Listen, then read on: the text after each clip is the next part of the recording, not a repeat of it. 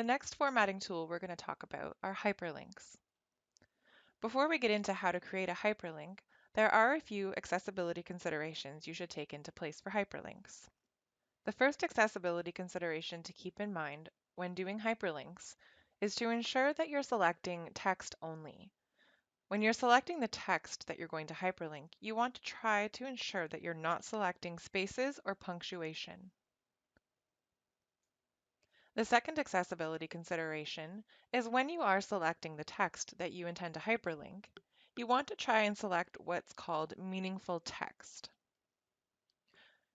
People using screen readers to read your web page have the ability to scan the hyperlinks on your page.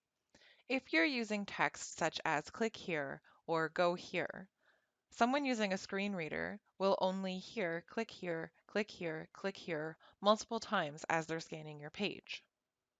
The reason that this causes an accessibility issue is that the person has no idea where that click here link is actually taking them. Therefore, the person will have to visit every single link to find out where it's taking them in order to decide whether or not they wanted to even click on it in the first place.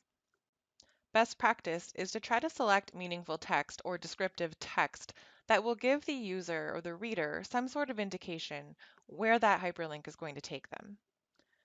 In the example that I have on my screen, we could select text such as Top 10 Watchdogs.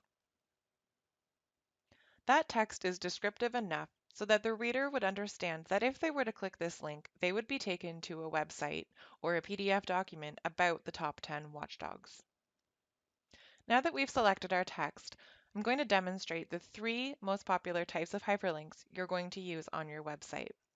Those being linking to an internal page on your website, linking to an external website, and linking to a PDF document.